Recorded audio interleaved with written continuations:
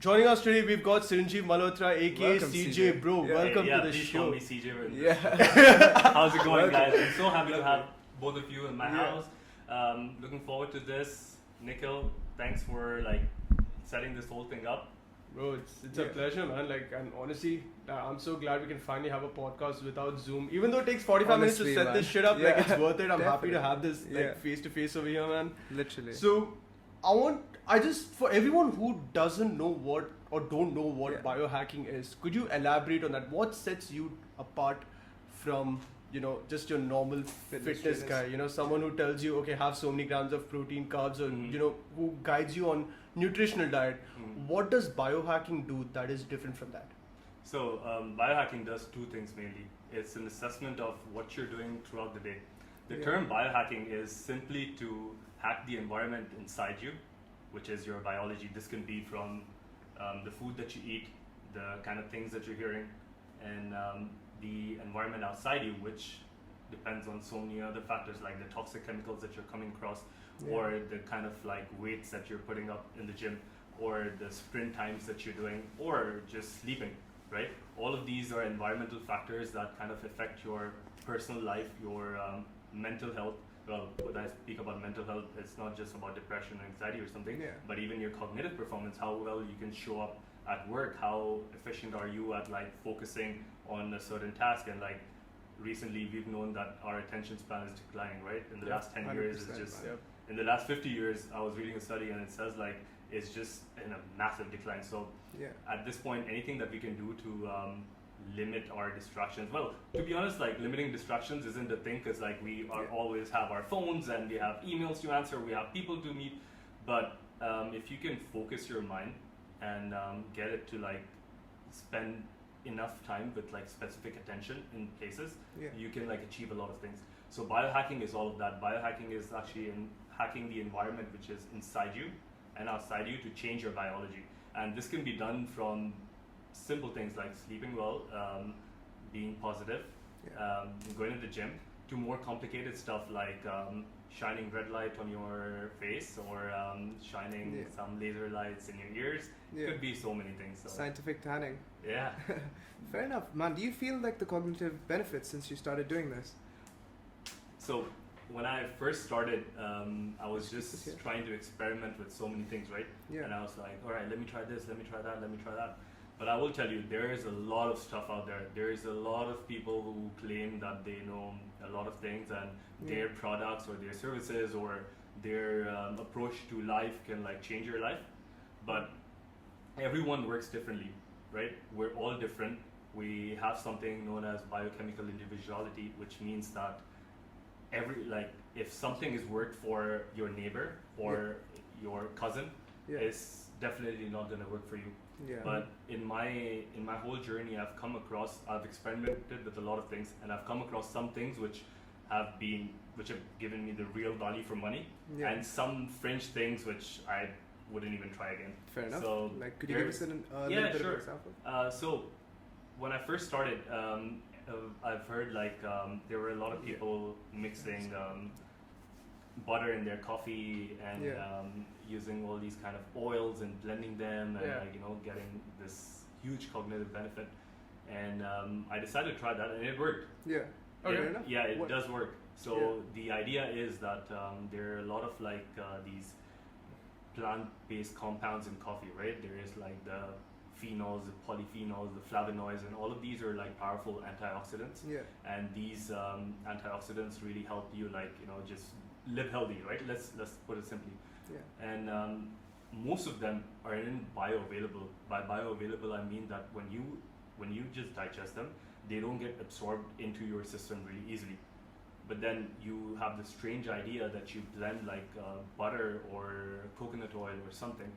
But that fat, what is important is that fat acts as a bioavailable agent, which helps the coffee. Well, the classic technique is, now everyone does a different thing, but the classic technique is you take coffee, and you take some butter or coconut oil, you blend them together, and then you keep blending them until it gets a foamy texture. And what this does is it kind of blends caffeine with the fat, and what happens is fat can easily cross the blood-brain barrier. Okay. And there's something in the body called the blood-brain barrier. It kind of like keeps all the things that we eat away from our brain. But coffee can do that. Coffee itself cannot do it so much, but when it's combined with fat, it can like cross the blood-brain barrier and go right into your brain cells. Interesting. And then that enhances the effects of coffee like a lot. So this is one of those experiments that I did which worked completely fine.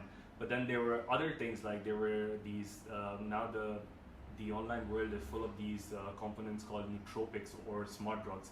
Well, these are like artificial, natural or synthetic compounds that you can take, and these will really give you like a cognitive boost. So I've tried in my experimentation, I've like tried a lot of them. Some of them did work, and some were just hyped up so much. And when I tried them, like one of them is called piracetam, and it's a controlled drug. And what a lot of people say is like once you have it, your memory recall, your attention span, it kind of increases a lot, but it didn't really work for me. Yeah. So it's just like a trial and error, and like what happens over a period of time is like if you're trying one thing, it's good because you can give yourself 2 or 3 weeks to see what is really working and what's not. But in my case, sometimes what happens is because I'm always reading the science, because I'm always like trying to keep my finger on the pulse on things, I try multiple things, and a lot of the things that I do starts working, and everything works synergistically. So I'm not sure if walking in the sunshine is actually giving me a cognitive boost, or is it just sleeping for 8 hours or taking the next nootropic pill. So it's a mix of everything. Yeah, it's right? a mix of things, because in biology what happens is everything is connected, and like the thing is, if you want to be sharp cognitively, that means you have to be healthy in other aspects of your life, right? You can take the shortcut, and you can be like, you know what, I'm just going to take this pill, and this, like, I'll give you an example. There's a pill, you can get it officially in some parts of the world, India being one. It's called modafinil. Oh yeah. Right? So this pill is, it was first started to like give to jet pilots, so they wouldn't like sleep on the mission and stuff. But reality is, if you're having like a hard day and you pop one of these, it will really go in, and it really kicks in. Like people use it before their exams. I've used it on sleepless nights, and it kind of like really makes you it's Is it like Adderall?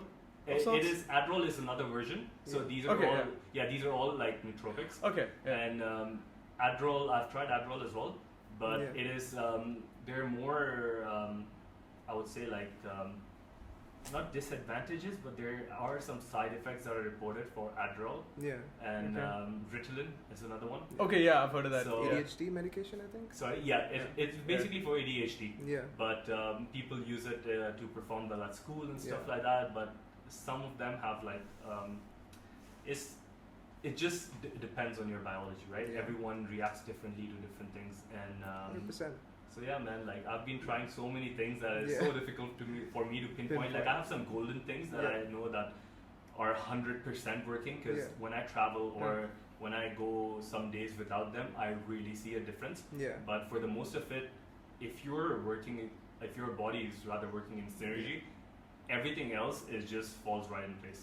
But if one component is missing out, then it kind of like takes away the whole thing. 100%, man. That's really inspiring to hear somebody speak about this, because most people seem to have like a basic idea, like, you know, they do things right, but they don't know exactly why they're doing it. And like, for example, like, you know, people like back in the day used to follow religion, and like, you know, used to follow like a set of beliefs that they used to wake up in the morning, for example, or like, you know, to drink certain things. But you seem to break it down and put them, you know, into order, and it seems really scientific and all that stuff. Yeah, well, don't get me wrong, like I love to like put things in order, but I'm still I am spiritual. I'm a bit religious as well, but I consider myself to be mostly spiritual. And there is a lot of evidence these days that all of these ancient things or ancient practices, like you mentioned, waking up early in the morning, or like doing certain things in certain ways, they can actually help boost your health span and lifespan a lot. For example, right, there are different regions in the world, they're called the blue zones, and they've been named for they're called longevity hotspots, right? Everyone in these areas, like most of them, they cross above 100. So they're either sanitarians or they're super sanitarians, which super sanitarians are the ones which will cross 110, right? And these are places like Okinawa, Japan. These are places like Sardinia in Italy. You have Okinawa in Japan, I mentioned, and Nicoya.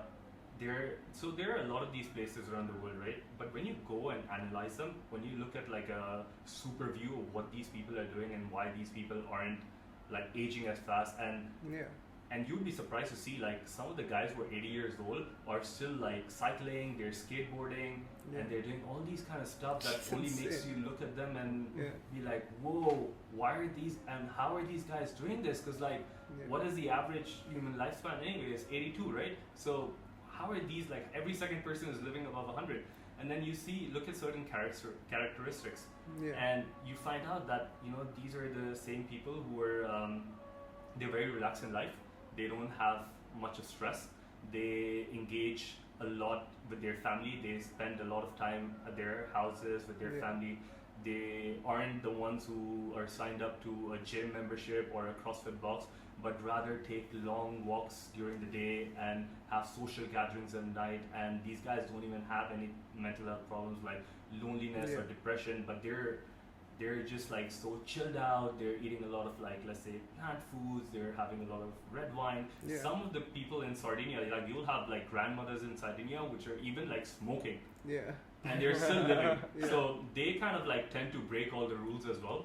But there is a lot of evidence to say that these longevity hotspots or blue zones have certain customs, and religion is a big part of them. Apart from, I think, one, I think it's the 7-day Adventists in US, Loma Linda.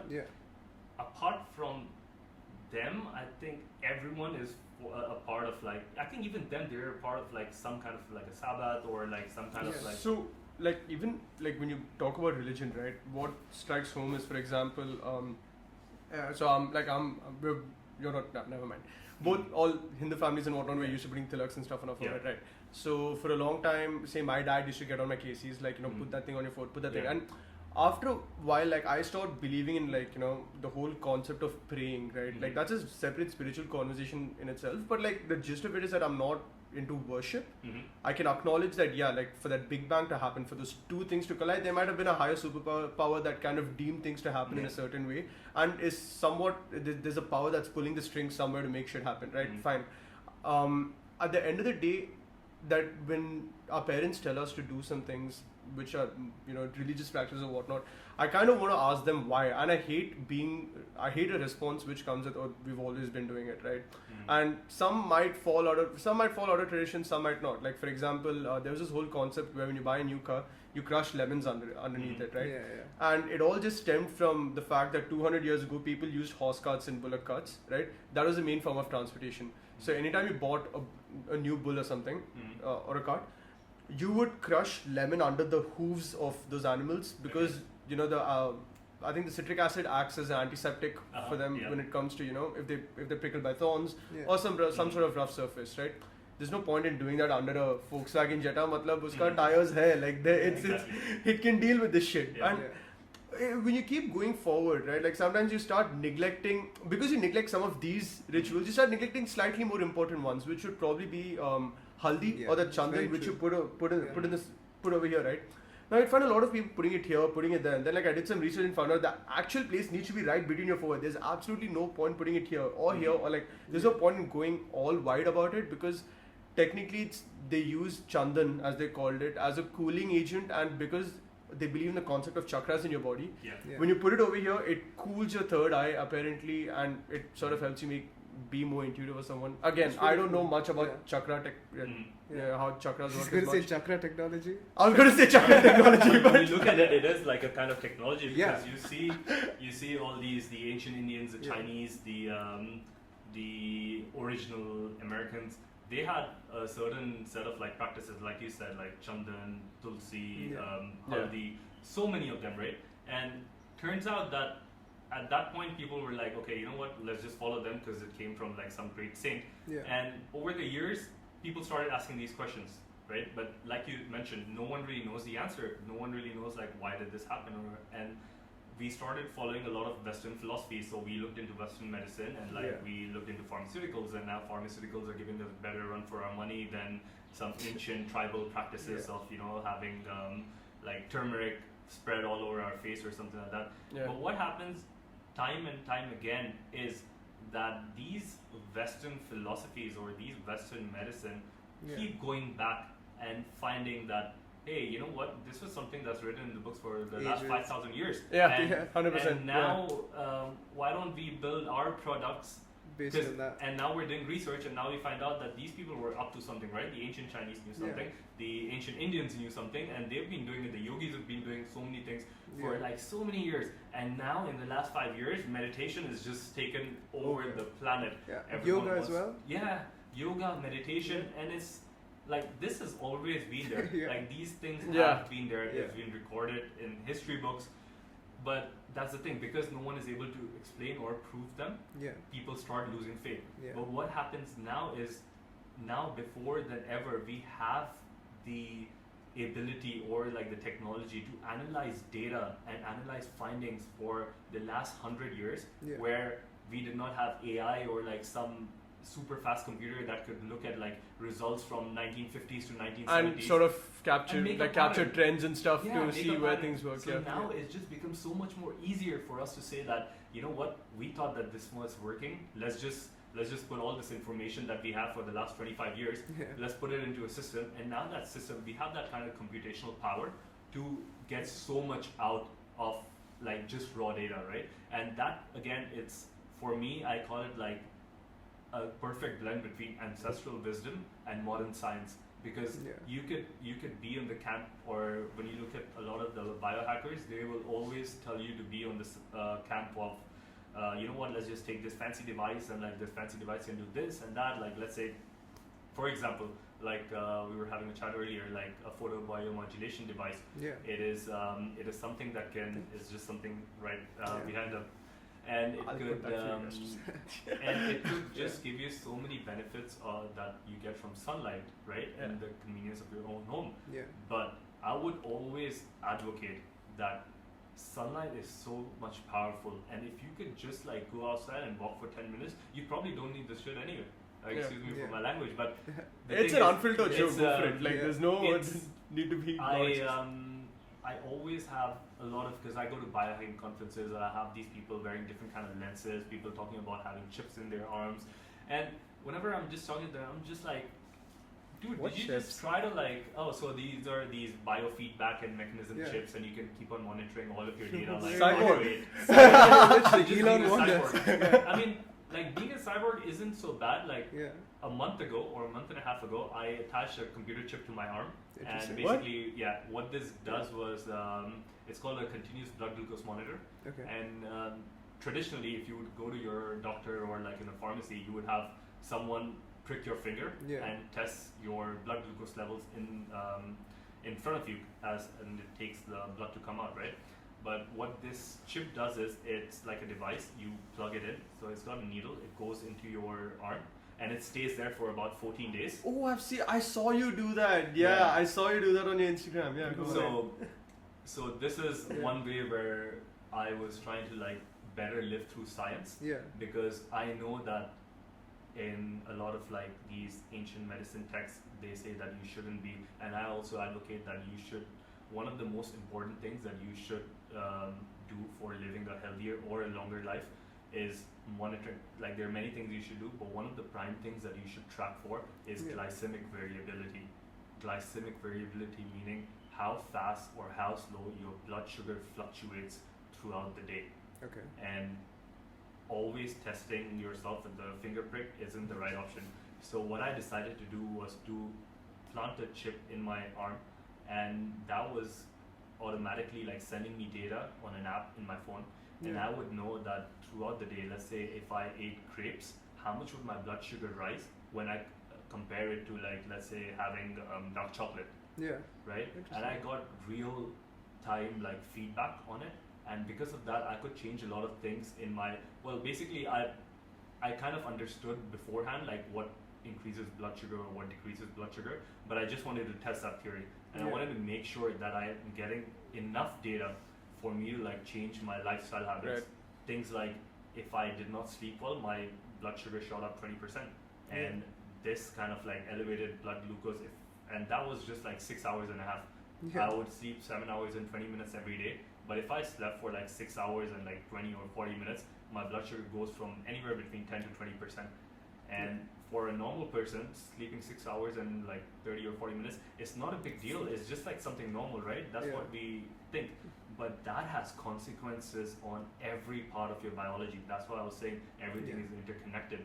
So I was trying to like figure out, if I'm angry, how does my blood sugar fluctuate? And you would be surprised to know that every emotion that you have changes your blood sugar on a different level. That is absolutely insane. And that's just how, and you kind of like, I don't want to be the kind of person to have like a thing stuck to my arm all day long, but to have it for enough time to just feel how I feel when a blood sugar rises, because I didn't know that before. But this time I try to train my body and mind to understand when my blood sugar is going up. So now sometimes I don't have that chip on, but because I know how it feels, I can like kind of like be my own analyst and be like, oh shit, this food, nah, like something so surprising. I had everyone who was telling me, oh, let's eat, and I'm guilty for this one. I used to love eating gluten-free bread, right? And it was so funny, when I had gluten-free bread, apparently it was all healthy and stuff like that, but my blood sugar shot up to 170 or 180, and that's like diabetic level. And I don't even eat, like I mostly have like the ketogenic diet, so I'm 90% of the time not eating any carbs. So any carbs that I would eat should not rise my blood sugar up so quickly, because it should be absorbed in my system, because I've been like carb depleted for like days. But still, that would raise my blood sugar up so much. So these are like these tiny things. So that's why I say like the marriage between ancestral wisdom and modern science is like one of the best ways that you can get enough data, analyze it, but still kind of like, you know, test what was going on in the past. And now that we have so much of computational power, we can answer your question. Like, okay, why do you use turmeric, and why do you use this, and why do you use this drink at night? Because before, no one knew it. No one knew it. It was just like, all right, my grandfather told this to me, and I'm telling it to you. It's an interesting thought experiment to see how they knew it, like the first people. You know? And it's funny. That's why we always like keep coming back to it, that the ancient men and women were the original biohackers, right? 100%. Because like they had to discover it on their own. And that's the thing. Like when they were first discovering it, a lot of people would tell them like, hey, listen, I don't think this is a good idea. Like imagine someone who was living in the caves, right? And this person like finally discovered like fire, and probably I bet you this caveman was going and telling the other cavemen like, hey guys, I discovered this really cool thing to like keep me and my family warm. Would have been like, oh shit, this is some kind of dark magic, and you know what, we're gonna run away. And guess what happened? They died. So this is how I look at biohacking itself.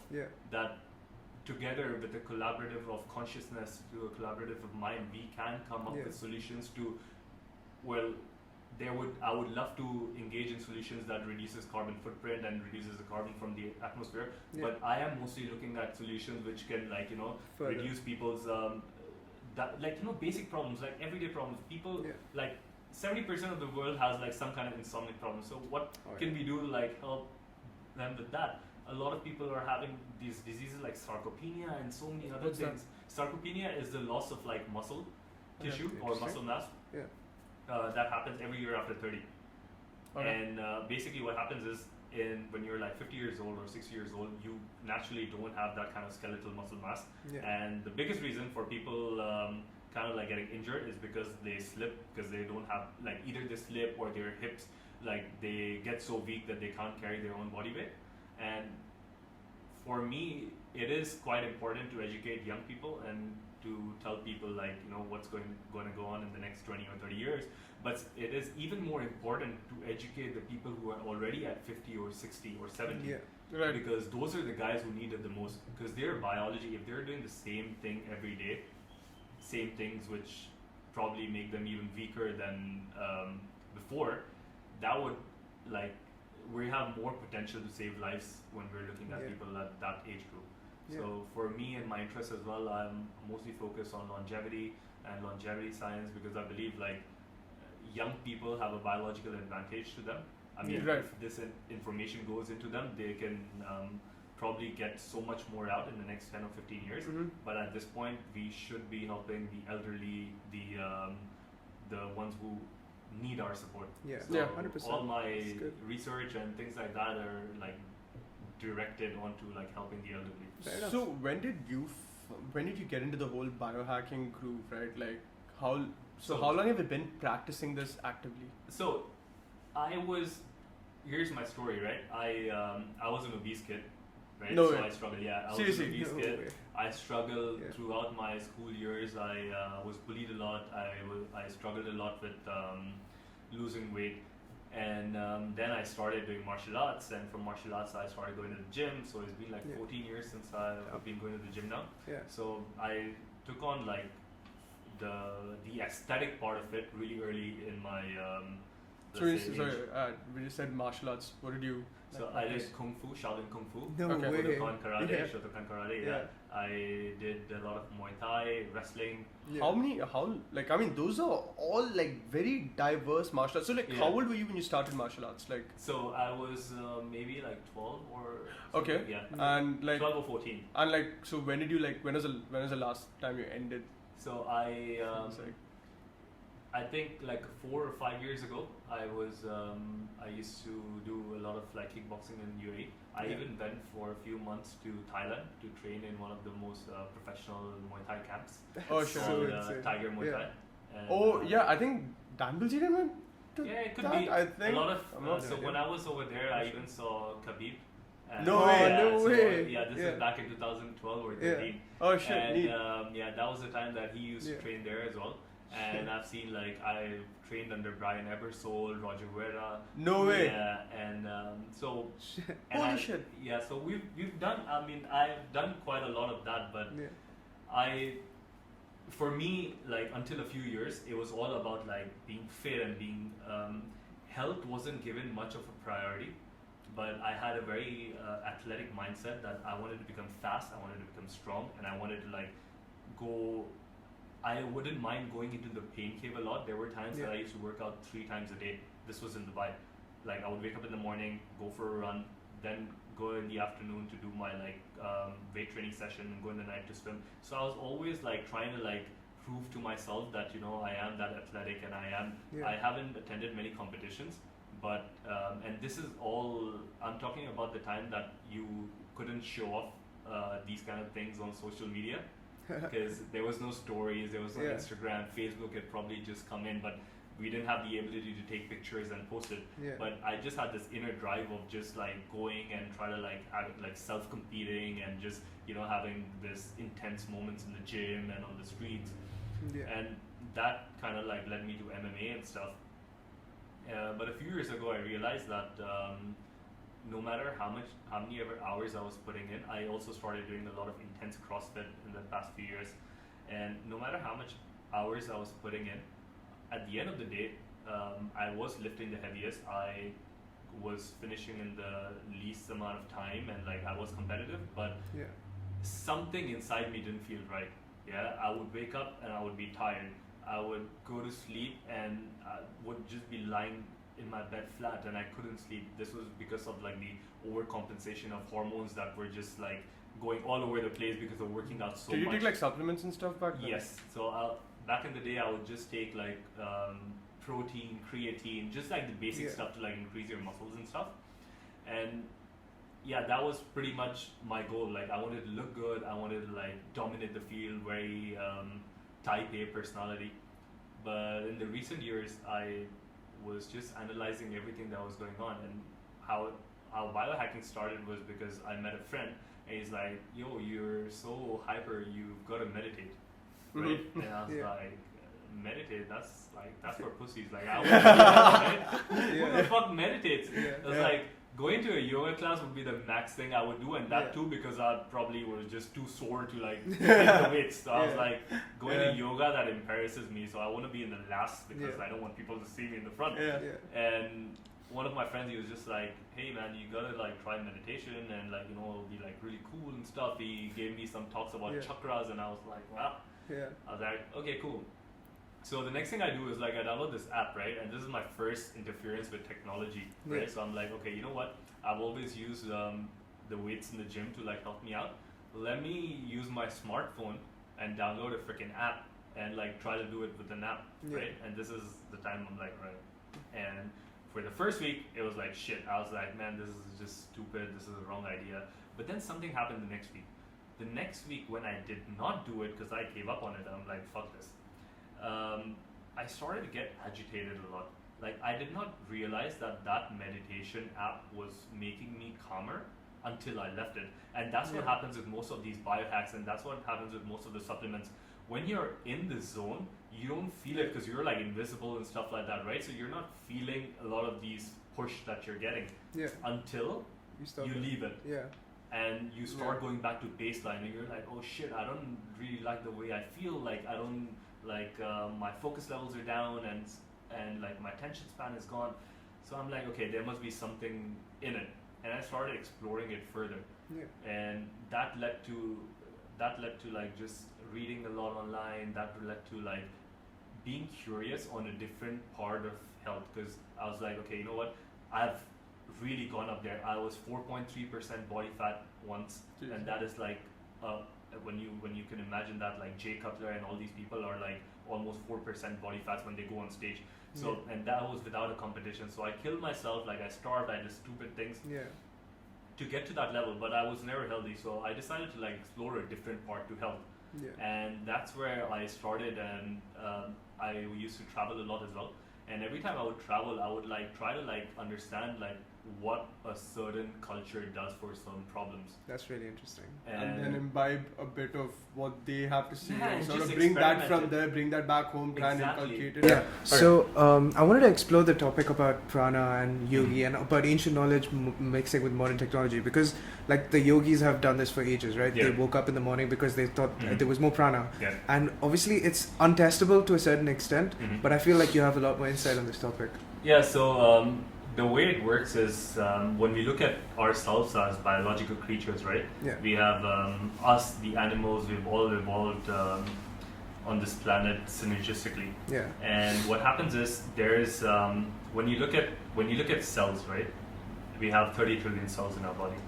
And all of these cells are always communicating with each other, right? Every cell communicates with each other. What is even surprising is there is another thing that there are three things which go inside the cell. It's called a nuclei, peroxisome, and mitochondria. Now these mitochondria are, let's say, they're known as the powerhouse of the cell. It's what you learn 8th grade biology, bro. So for anyone who doesn't know this, mitochondria is the powerhouse of your cells. So what do? They make the energy that keeps us talking. We use it for blinking our eyes. We use it for everything, right? And the way they work is they take food, and they take water, and they take air, and they combine it, and then the end result is something called as ATP, or adenosine triphosphate. And this adenosine triphosphate is your energy. But there is something else. There is another element that happens between this communication, because you have about 1,000 to 2,000 mitochondria per cell, and that multiplied by 30 trillion cells. So you've got a lot of communication. Now there's another part called the gut microbiome. We don't want to touch it because that's a topic in itself. But what these cells are doing is that they're shining light on each other, and that light is called biophotons, right? These biophotons are these tiny fractions of light which transmit messages, which is, let's say, 1/4,000,000th of a second. That is how fast it is. That's how fast it is. And when we talk about prana and we talk about life energy, right? For the most religion or cultures, we always hear the term that that person has seen the light, or that person is walking into the light, or he's enlightened, right? So you see this common factor of light being everywhere. And what light is basically like, we use it as frequency or energy, right? And every frequency carries some kind of information. It's like a radio frequency. It's the frequency that we're talking about on the mic, right? If you connect it to a certain frequency and then you tune your radio to that frequency, you can get like a connection, right? So all of this light and frequency is carrying messages and that's on a subatomic level. Yeah. You see two atoms, which is the smallest part in biology, Yeah. and these two atoms are always connected, and they're connected by an invisible spectrum of light, which then we think is prana or energy. Yeah. So That's much cool so as well. that, Yeah. much so that, and you know what happens is we have like a bond. So these two cells have a bond, and then Yeah. they become a molecule. But there's something holding them together. There's Yeah. nothing physical, Yeah. but there is something, paraphysical or like imphysical, or you can call it like metaphysical. metaphysical. Yeah, you can call it anything, right? Oh, yeah. But this is holding those two cells together, Yeah. making them a molecule. That molecule combined with different cells makes a tissue, Yeah. Mhm. and that tissue can then be your heart, your brain, Yeah, anything. that makes up right? life. Makes so many things, but Yeah. what is holding all of them together? It's something Yeah. which is unexplainable, and that's energy, Yeah. right?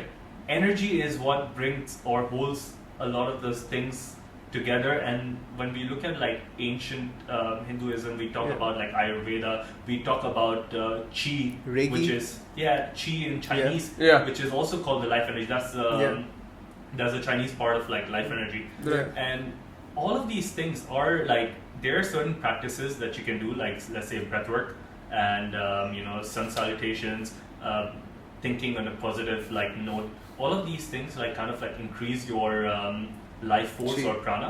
Yeah. And the way it works is you have 7 chakras in your body, Yeah. starting just underneath your stomach and, And goes all the way Yeah. up. goes all the way up. And what happens for most of us is that we start experiencing everything around us from 3 core chakras. Yeah. These are called the survival chakras. These are the first 3 chakras in your body. So these are your reproduction Mhm. or propagation of the species. Yeah. So you're always either be thinking about sex or think about like Done. fantasies about people. Done. You're right. And don't get me wrong, that's how an organism survives, right? Like when Yeah. you look into the nature, like the smallest microorganisms or bacteria, right? There are few things that all of us have in common. First thing, you can call it the 4 F's, Mhm. right? The first is to feed, Yeah. right? Because every human being or every animal or every living organism needs to feed, because if you don't feed on yourself or like you don't go and eat everything, you Yeah. die, Yeah. Yeah. right? Nowadays we are like very conscious about nutrition and health, and we like put things aside and we're like, no, we don't want to eat this and we don't want to eat that. But reality is, if you're hungry and there's like cake in front of you, you'll eat it because Yeah. your body doesn't want to die. Yeah. Your cells are doing everything to make you survive. Yeah. The second thing is to fight or flee from any situation. If you're Adrenaline. facing a predator, Yeah. which is kind of like strong and you can't take over him, that means you're going to flee away from the situation, because Yeah. that ensures your survival. If Yeah. if you're at a point where the predator is small or the danger is small, you're going to overtake that, right? So you're going to fight. Yeah. The third one is to fuck, right? Because you have Yeah. to propagate your species. Yeah. One of the, like we were talking about the blue zones, one of the most uncommon things that you will find in blue zones is that the men and women, even at the age of 60 or 70, are having sex, and Yeah. they are willing to have babies, because the general rule in biology is if you cannot reproduce, you're useless to the species. Yeah. So for the evolution and for the enhancement of the species, you have to be sexually reproductive. Which is, I'm not saying go ahead and like have like kids all around you, and because that shit is expensive and you don't want that Yeah, stress, I right? mean- But the more sexually active you are giving every cell in your body that signal that you Yeah. are still there for the survival of the species. That's the third one. The next one is friend. So when bacteria or when animals or when humans cannot get through a situation properly, when all of their existing means are exhausted, the only thing they will do is to gather in groups. This is how we survive. This is how communities build. This is how we've like went over like so many world destructions and stuff, because we Yeah. support each other. We are in a community. We're helping each other, and that is the rule of nature. That is how it kind of like plums Yeah. up. And going back to prana and energy, it's Yeah. it's strange because a lot of people haven't been able to answer this, but you will see, because this could be a lot of woo-woo, right? You could be like, oh, we're talking about science here, and now we're talking about something which we cannot even describe. But in nature, there are always things that you cannot describe, like you literally existence. We've all had I mean, if you go to YouTube right now, you'll have so many people who are like 5 years old and who can play every note on the piano. They can you can't explain some of that they can calculate like 13-digit numbers, multiplication, division, subtraction, and that's not normal, right?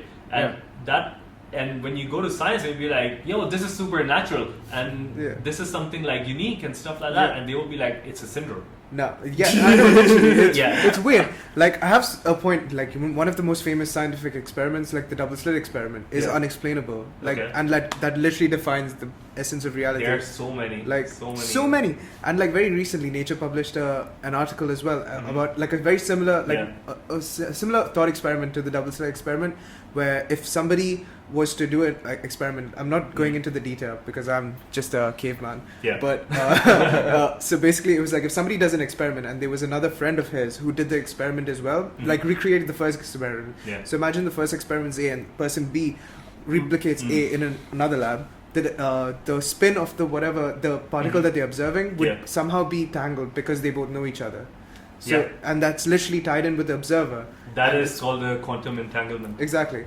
But I mean, not like kind of like in this case. But as you said, quantum entanglement is something that people don't explain as well, because when two particles are entangled, they travel faster than the speed of light. And they vanish at the same. Okay, I don't understand, and that's voodoo to me. You need to explain a little more. So quantum entanglement is like basically how they normally study quantum. Like, correct me if I'm wrong, because I'm still I don't understand it properly. But basically, when the radioactive compound decays, so then when the radioactive compound decays, basically the particles split. In some sort of sense, and they are entangled. In a controlled environment, what they try to do is they take two protons and they shoot it in different spaces, right? And this is just like a shorter version of it. They shoot it in different spaces, and if they're entangled, right, and they're going in different directions. And how are they entangled? So they have this process where they kind of like entangle it. That's too deep. Okay, fuck it. Yeah, that's too. Something about radio. These two things are. Okay, they're entangled. These two things have the same. They're coming from the same source. Okay, exactly. Okay. They're coming from the same source, and they're going in different directions. When they, in a lab condition, manage to kind of like make one proton disappear, right? The other disappears at the same time wherever it is in the universe. Them. But here's the thing: if they're traveling, let's say at the speed of light, right? If one disappears, it will take like about some milliseconds for the other one to disappear as well, and that kind of like redefines Einstein's theory, right? E is equal to mc squared. But like, what happens when one thing disappears, and if this thing is just connected unrelated, to it, it just doesn't make complete sense out of it. Also, and this might be very complicated for people to understand, but what we are trying to say is that everything is connected or interconnected somehow, right? You see the most you see, like, let's say you see an atom, right? If you think about your science classes, you see an atom, and then you have like the center of the atom, and then you have these electrons, protons, positrons, and all these things like circulating, right?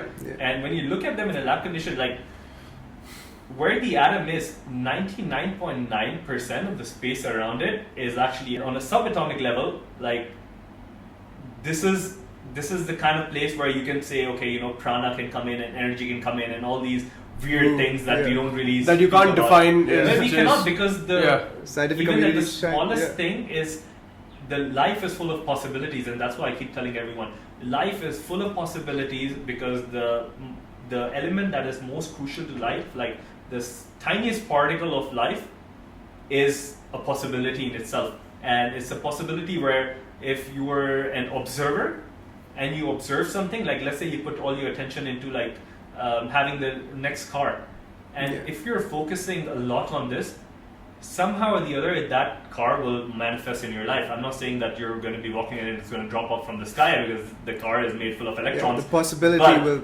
there are so many possibilities, and this is when we start exploring like a lot of these yoga sciences and these ancient practices of what this is possible. And so is this where the whole the fact that you have a vision board, in the sense that you're visualizing it, you're trying to manifest it on a regular basis, and you hope that it will in some form, like maybe not in the biggest way, five but things on the vision board which have already manifested. And they're not there now because they've already manifested. Okay. But that's awesome. But yeah, I've heard about there's power also of attraction, law of attraction. Law of attraction, yeah. And there's also like deep science on this, like on how the observer effect works, and how when you kind of like think about a situation which is not at this point, and you kind of like commit so much into it, like let's say you were thinking about this podcast, right? And now you've been thinking about this podcast for a week. You can imagine the place that we were in, the kind of conversations that we're going to be talking. It's not in reality right now, but it's in some future reality. And the more you start connecting yourself with it, you get entangled to it. And the more entangled you are, these two spaces, which are in different times, they somehow like come closer to each other. I mean, apart from the fact that the weeks is gone and this was meant to happen, but that's how the thing works. It's a very interesting way you look at it, because so till now we've explored what so many things are. So I want to dive a little more into your experience with each of these things, right? So you've till now we've discussed about how this entanglement has helped you achieve things. So if you don't mind me asking, could you share an experience where that worked out? Okay, so I last year or a year and a half ago, I wanted to get a specific car. Right, you guys have seen that car downstairs, right? And I was like, you know what? At that point, I did not have the amount of money or the resources to have that car, and I was like, you know what I'm gonna do? I'm just gonna put it on a vision board. Yeah. And that was on my vision board for 1.5 years. And every morning when I woke up, after doing my gratitude journal, I would just go to my vision board and I would imagine myself being in that car. Every time I saw the car on the street, I was just imagining myself being in that car. Turns out a year and a half later, out of just randomness, I got a car. And I mean there were steps involved, I had to pull my finances together and all these things, but that just happened randomly. But did you get a good deal or? Yeah, I got a good deal. Yeah. I got a new job. The job that I got, the company that I got helped me pay for this car efficiently. I got a good discount as well. Everything worked out. Everything just worked out magically, right? And I did not even expect that. But I knew one day I would have that car. Yeah. And second thing, I've always wanted to live in a villa. I've lived in apartments all my life. I've wanted to live in a villa. One of the things that was there on the vision board was that I'm going to live in a villa. Yeah. And after so many years, only a month and a half ago, out of the random, I started looking for villas. Yeah. And this was as random as me and my friend walking outside one of the days in this quarantine, and we just saw a villa and we saw a to-let sign, and we're like, oh man, I always wanted to live in a villa. Let's check the how much is this for? And it was expensive, but it was way below the market rate. So that made me think that, you know what? There is this quarantine and Corona right now. I bet a lot of people will be selling their villas for cheaper. Yeah. And that motivated me to check other places. You guys bought this? No, we're renting it. Okay. But even those prices have come down a shit ton, man. It's a good time. So that's why I was like, you know what? This is probably, I got a very good deal on this house, and I was like, let me do it. I've always wanted to have a studio kind of setup. So when I started thinking about this, I was like, all right, you know what, this is how I want it to be, and this is what I want to do.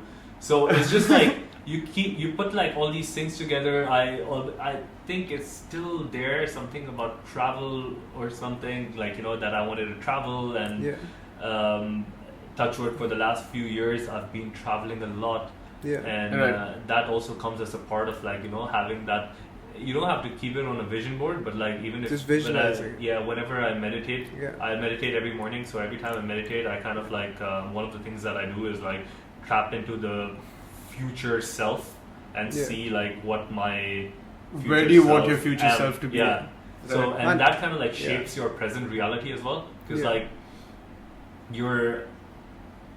it's just funny somehow, like it just all works out, like there's some meaning to it. Yeah.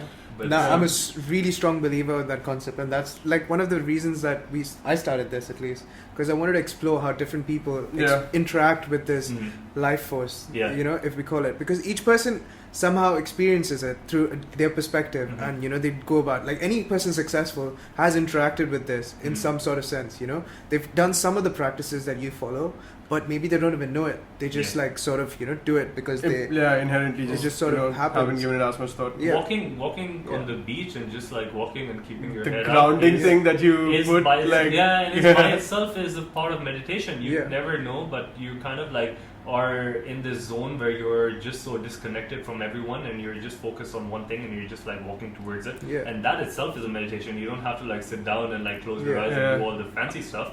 But as long as sometimes I find meditation in my work as well. Yeah. I'm working and I just get so engrossed that I get into this meditative state. A lot of athletes experiences, especially a lot of runners, it's called runner's high. Hey, what's up, guys? So, if you're wondering if this is the end of the podcast, no, it actually isn't. The original podcast that we shot with CJ was 2 hours long, and we've given you the first hour of that conversation because we feel that there was so much information shared in those 2 hours that it'd be better assimilated by you guys if it's given to you 1 hour at a time. So I hope you really enjoyed watching this video, and I hope you've taken something back from this and that it benefits you in some way. If you enjoyed this video, smash that like button, do subscribe, share this with your friends and family. So take care, stay safe, and we'll come to you with part 2 of this podcast very soon.